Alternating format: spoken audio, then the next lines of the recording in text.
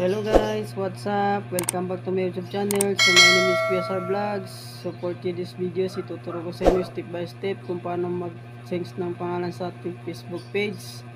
So kung bago ka pa lang sa ating YouTube channel, huwag kalimutang mag-subscribe at sali mo na rin ang notification bell para updated kayo sa lahat ng video na i-upload ko. So huwag mo rin kalimutan i-like itong video.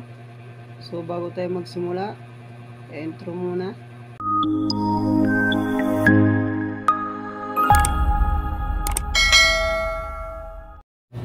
So sundan nyo lang ako guys. So punta tayo sa ating Facebook, tap natin yan, ayan, and then mapupunta na tayo dito sa ating Facebook page. So ito pala ang bago kong Facebook page guys, ayan, QSR Vlogs. So konti pa lang yung followers ko kasi kakagawa ko lang. So back na tayo para mabilis tayo guys. And then punta tayo dito sa gilid, yung profile natin na tatlong guhit or tuldok. So click natin yan guys, and then scroll down natin, ayan. So pindutin na naman natin yung setting and privacy, ayan, click natin yan, and then click na naman natin yung settings. So dito na tayo sa setting and privacy, and then scroll down natin pataas. So meron tayong makikita ditong page setup.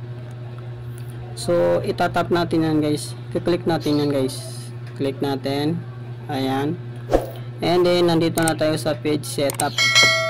So nakikita nyo yung name ko, QSR Vlogs, and then pindutin mo yung view ito sa gilid sa baba ng ano, ito, and then mapupunta ka na dun sa name, ayan. So pwede ka na magpalit guys ng pangalan mo sa FB page, ayan. So kung nakapalit ka na sa FB page mo guys ng pangalan, so hindi ka na pwede makapalit kasi meron kang 60 days bago makapagpalit ng pangalan sa Facebook page. So pagkatapos mo isulat yung pangalan mo na bago guys, so pindutin mo lang yung review James, ayan. So kung nagustuhan mo tong video guys, huwag kalimutan i-share at likes para mapanoorin ng iba at matutunan din ng iba guys, para nang sa ganun ay makatulong naman tayo sa ating mga kapwa vloggers na hindi pa alam kung paano magpalit ng pangalan sa FB page. So maraming salamat.